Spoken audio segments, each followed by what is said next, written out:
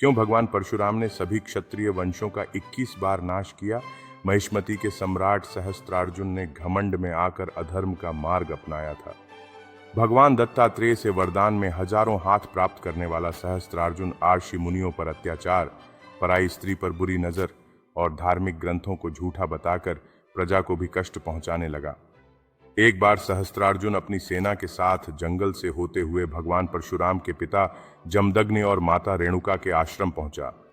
आर्षि जमदग्नि के पास इंद्रदेव से प्राप्त चमत्कारी कामधेनु गाय थी, जिसकी सहायता से उन्होंने सहस्त्रार्जुन और उसकी सेना को पेट भर भोजन कराया और उनका आदर सत्कार किया।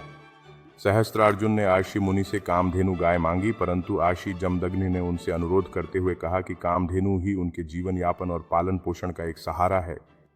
सहस्त्रार्जुन ने उनकी एक न सुनी और उनके आश्रम को उजाड़कर जबरदस्ती कामधेनु को अपने साथ ले जाने की कोशिश की। जब परशुराम अपने पिता के आश्रम पहुंचे तो आश्रम को तबाह हुआ देखकर अपने माता पिता का अपमान सहन नहीं कर सके और क्रोधित होकर महिष्मति पहुंच गए। परशुराम ने सहस्त्रार्जुन सहित उसकी सेना से युद्ध किया और अपने फरसे से सहस्त्रार्जुन की हजारों भुजाएं और सिर काटकर अलग कर दिया।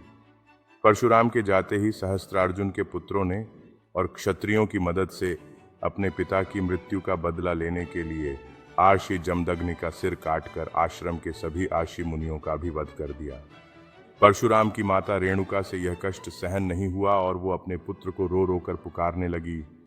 परशुराम जैसे ही आश्रम लौटे और अपने पिता का कटा सिर देखा तो उनका क्रोध इतना बढ़ गया कि उन्होंने केवल महिष्मति नहीं बल्कि समस्त क्षत्रिय वंशों का 21 बार सर्वनाश कर इस धरती को क्षत्रियों से विहीन कर दिया।